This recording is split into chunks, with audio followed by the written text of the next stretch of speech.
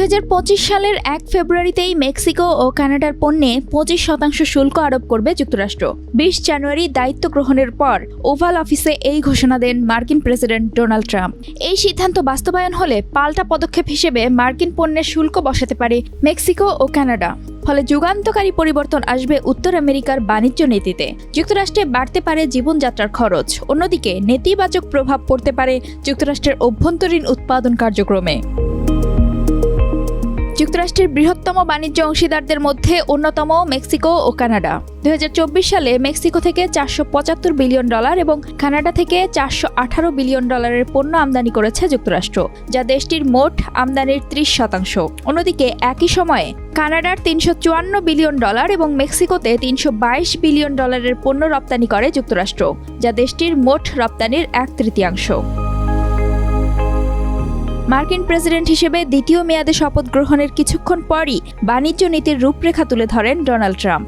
একই সঙ্গে যুক্তরাষ্ট্রের বাণিজ্য ঘাটতির কারণ খতিয়ে দেখার নির্দেশ দিয়েছেন তিনি। অযৌক্তিক বাণিজ্য নীতি চিহ্নিত এবং বিদ্যমান বাণিজ্য চুক্তি পর্যালোচনার মাধ্যমে ঘাটতি কমানোর সম্ভাব্য পথ খোঁজার নির্দেশও দিয়েছেন ট্রাম্প।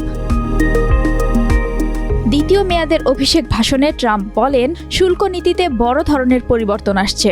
এক্সটার্নাল রেভিনিউ সার্ভিস নামে একটি নতুন সরকারি সংস্থা প্রতিষ্ঠা করা হবে, যা শুল্ক সংগ্রহের দায়িত্বে থাকবে।